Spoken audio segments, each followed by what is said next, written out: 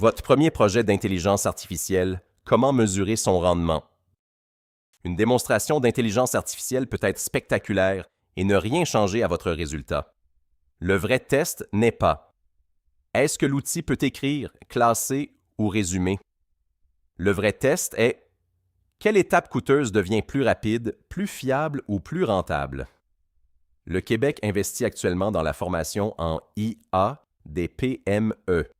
Un appel de projet lancé en mars 2026 dispose d'une enveloppe de 10 millions de dollars pour développer les compétences des gestionnaires et de la main-d'œuvre.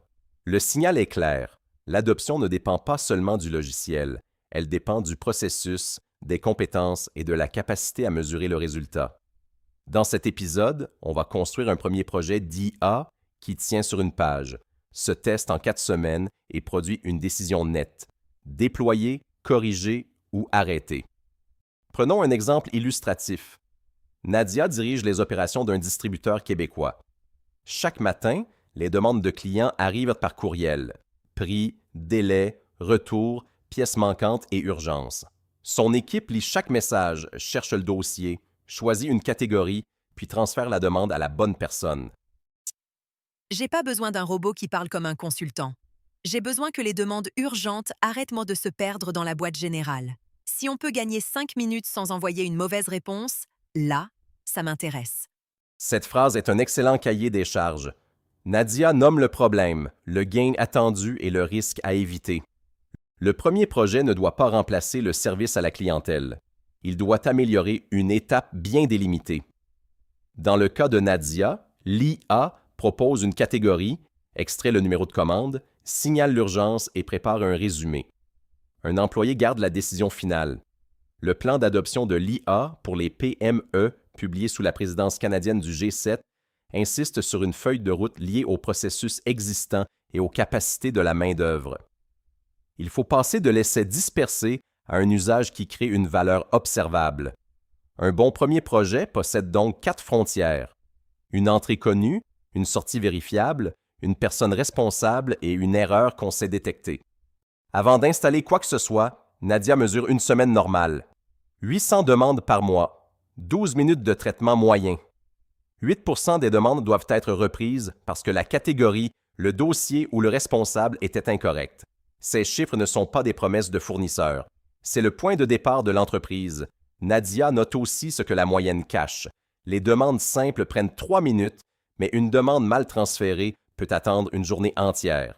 Le tableau de référence contient donc le volume, le temps médian, le taux de reprise, le délai des urgences et le nombre de plaintes liées au triage.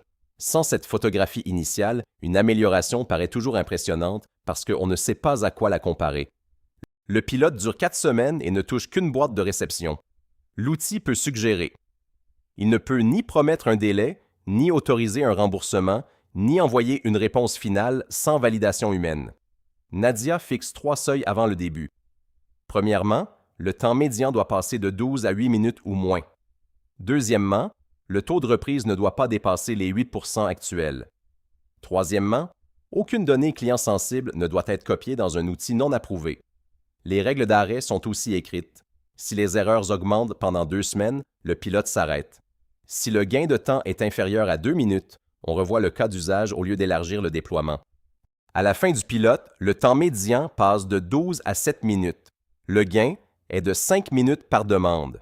Pour 800 demandes, cela représente 4000 minutes, ou environ 66,7 heures par mois.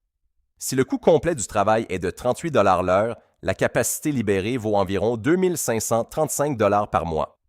Le logiciel, l'intégration et la supervision coûtent 900 $ par mois. Le rendement opérationnel illustratif est donc d'environ 1635 $ par mois avant impôt, sans compter une éventuelle baisse des plaintes.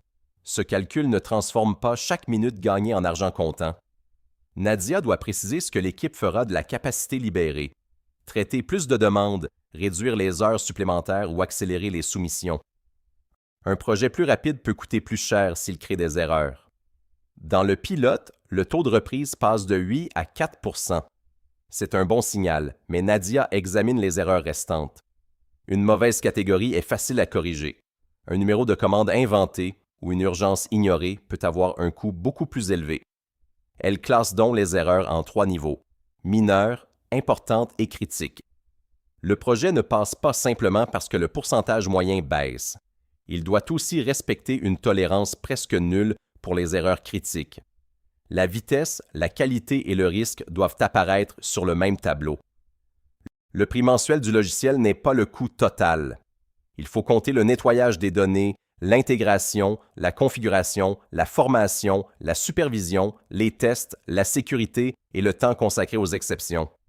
Nadia ajoute aussi une réserve pour le changement de fournisseur et la réversibilité. Est-ce que les données peuvent être exportées? Est-ce que l'équipe peut revenir à la procédure précédente pendant une panne? Le plan PME 2025 à 2028 prévoit près de 500 millions de dollars d'intervention financière et cite le programme ESSOR pour des projets d'automatisation, de transformation numérique et d'intégration de l'IA. L'aide possible ne remplace toutefois jamais le calcul du rendement propre à l'entreprise. La formation ne se limite pas à apprendre où cliquer. L'employé doit reconnaître une suggestion incertaine, vérifier une source, protéger les renseignements, signaler une erreur et savoir quand reprendre la main. Le gestionnaire doit suivre les indicateurs, décider des limites et documenter les changements du système. Le programme québécois. Productivité compétences met justement l'accent sur les compétences des employés et des gestionnaires qui envisagent l'adoption de solutions d'IA.